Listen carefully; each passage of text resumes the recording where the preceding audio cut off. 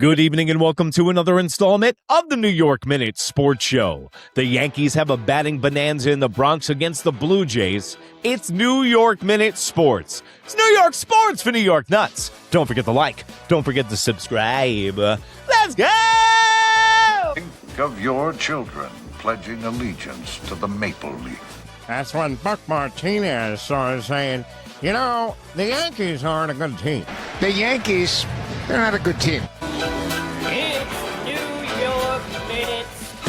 Well, there you have it, folks. Welcome to another installment of the New York Minute Sports Show. Don't forget to like, don't forget to subscribe, and don't forget to visit the New York Nuts merch store. That's the beautiful blue link underneath the video. Well, don't adjust your television sets. Yes, the New York Yankees had 11 hits and 8 runs today in the boogie down against the Toronto Blue Jays in a much-needed victory in the rubber match against the Blue Jays. And you know what? The Yankees win the season series also 7-6 in a much-needed revenge year because remember, the Toronto Blue Jays came storming back to win the division last year. The Toronto Blue Jays eliminated the New York Yankees in the Bronx last year. I was there to witness it. It was the revenge tour in 2026. Hell, the Blue Jays made it tough, but the Yankees win the season series 7-6. And today they win 8-3, and they put 11 hits on the board, guys. The New York Yankees have 10-plus hits in their last 5 games. They had 26 hits in the last series they played.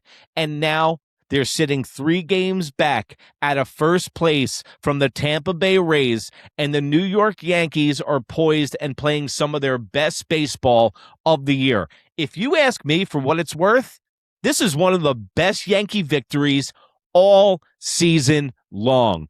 It's how many runs they scored against the Toronto Blue Jays. With a team that we have not been able to figure out for the last 2 years, the Yankees make a statement game in the Bronx against the Toronto Blue Jays, and you gotta feel good as a Yankee fan. We get bad news every single day, whether it's Ryan Weathers, Big G. The Yankees show up every day and play, and now, with all the adversity that they faced, I'm starting to like this team a lot more because I'm seeing fight from them. And the reason the Yankee fan was so frustrated this year in the comment section right here on New York Minute Sports is because we knew that the Yankees have potential in them to be a tough team who puts their head down and plays fundamental baseball and small ball. And 2 of the guys that have been powering the Yankees for the last 2 weeks have been Lombard Jr. and Spencer Jones. Think about where the Yankees would be if they moved Lombard Jr. for Skubal and they traded off Spencer Jones at the trade deadline. The New York Yankees might be in 3rd place behind the Boston Red Sox. And every time I look at the screen, Spencer Jones is contributing in some way, whether it's elite defense in the outfield, whether it's him running like a gazelle around the base pads, and now his bat is starting to come around, and we're watching him grow in front of our eyes. Pause. Then Lombard Jr. comes up about 2 weeks ago, injects energy immediately into the New York Yankees. He needs to slow down in the field. This is what I talk about when we can't rush young guys into Cooperstown, when I see on social media calling these new guys the Core 4. Listen, pump your brakes, go to your neighbor's house, pump his brakes for him, and chill on the new Core 4 baby bombers talk. Can we let these guys breathe for more than 3 weeks? But Lombard Jr. and Spencer Jones today, 2 hits, 2 runs scored. They were around all the scoring today, and that's exactly what you want to see from your young guys. These guys are better than anyone you could have got on the trade deadline. And no, Brian Cashman is not telling me to tell you this, but Spencer Jones and Lombard Jr. indirectly have turned the Yankees season around. Now, that 6th inning, I know you were sitting on your couch going, these guys aren't going to score a single run after having the bases salamboed with no outs. I know you thought it because I thought it, but the Yankees capitalized in the 6th inning. And one of the small things that made me very, very happy, and yes, Jazz Chisholm's name is attached to this statement, Jazz's bunt and his home run. Now, let me talk about this because I think these are huge moves for Jazz Chisholm. Jazz Chisholm's bunt is a perfect example of a guy that's not worried about 50-50 anymore. This is a guy that has completely given up on the fact that he's going to have a major contract year, and now Jazz Chisholm is able to change his approach at the plate because, dude, in March, if you ask that guy to lay down a bunt with two men on, he is swinging from his heels and he is trying to get power numbers to get those stats up to get the bag next year. Now it's August 23rd. That's out the window. No more 50-50. Now Jazz Chisholm can just be a ball player. Now he doesn't have to think about too much, and that's with the bunt. Just get on base. That would hinder him earlier in the year. He wanted to get power numbers. He'd rather hit a double than draw a walk, get on base, and steal some bags. So Jazz Chisholm got the bunt, and then what happened? Nice little insurance two-run shot to right field. I think he's even starting to lighten up a little bit. And also, Lombard's presence at shortstop makes Jazz's life a lot easier. Try going to work every day if your coworker is Anthony Velpe and he's like, hey, what's going on, bro? Now that he has somebody competent over there like Lombard Jr. at shortstop, that makes his life easier. And then in that six, you had Austin Wells with the RBI double. That guy has woken up since the trade deadline.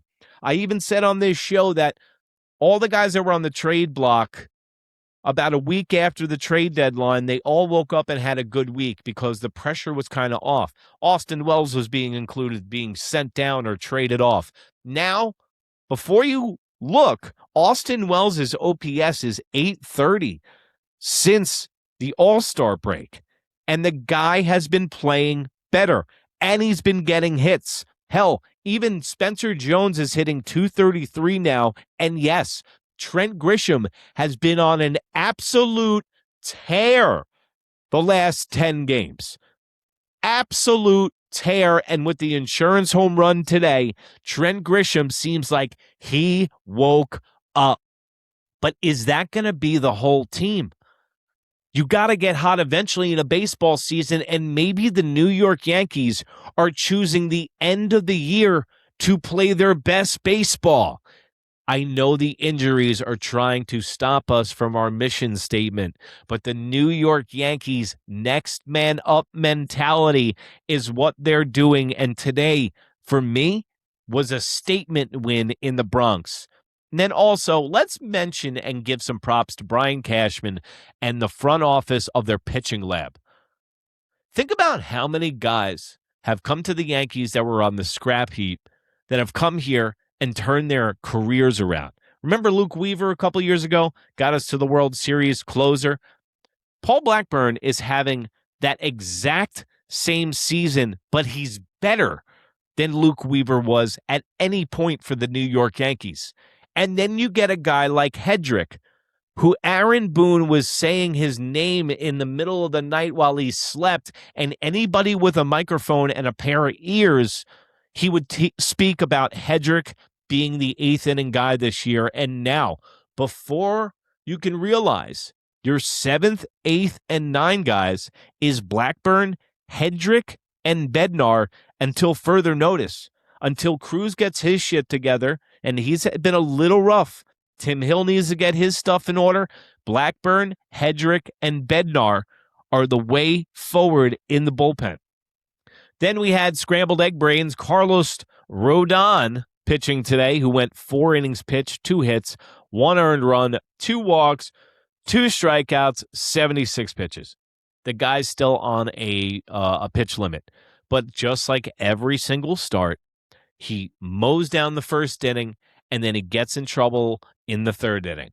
And that's exactly what happened today. And look at this line. 4 innings pitched, 2 hits, 1 earned run, 2 walks, 2 Ks. There's no rhythm to it. And this is the problem now. With a guy like Ryan Weathers going down, you're going to have to rely on Carlos Rodon being your number 3 pitcher. I mean, it would make sense that we're paying him $28 million a year, that he could actually muster up being a number 3 starter. But just like Garrett Cole, just like Carlos Rodon, they're coming back from injury, and they need to be ramped up, and he was on a pitch limit today. That's why he finished with 76. But he wasn't efficient. It was the usual Carlos Rodon. It's an awkward start. Watching him pitch is just awkward to me. It seems like there's no rhyme or reason to the way he pitches, and it's like, come on, bro. It's like jazz almost. Not the player, the actual music. That's the way he pitches. And I don't even think he knows where the ball is going half the time.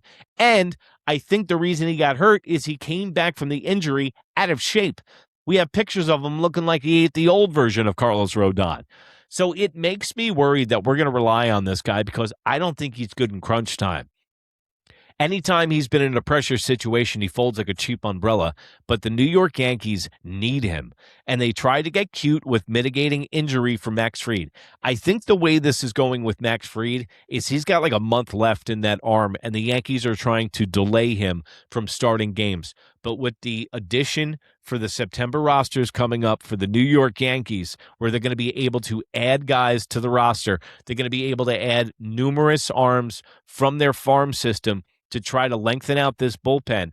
And today we actually got good news about Ryan Bad Moonrise and Weathers. Now he's got a strain, a forearm strain. Now, I was saying yesterday on the show that it could be a precursor to a UCL tear, right? But the Yankees said that it's only a strain of the forearm, which is actually really, really good news, guys. So now they're saying that if he's 2 to 4 weeks, that means he will be back in time for the postseason, and that's when they're going to have a clown car of starters in that bullpen. But I hope the New York Yankees don't try to get cute and break up the rhythm of that bullpen, because that has been the highlight of the Yankees all season long, and the most consistent thing has been that bullpen. And the New York Yankees will be facing the Houston Astros on Tuesday night. They got the day off tomorrow, and tomorrow we'll be doing the New York Nuts membership show, Monday baseball show. Don't forget to become a New York Nut for $1.99 a month. You get twice the show for half the dough. What else can you buy for $1.99 a month? Absolutely nothing. Also, support the show and go to the New York Nuts merch store. That's the beautiful blue link underneath the video. All the t-shirts made during the show are made in the USA, just like yours truly. And remember, if you can't be good, be bad, baby. Good night, Canada. Good season series. Also, that might be the last time the New York Yankees play the Blue Jays after the collective bargaining agreement and they changed the divisions, but we'll talk about that some other time. And if you can't be good, be bad, baby. Bye. That's your boy. So You said he was. Goodbye. That's my boy. Said-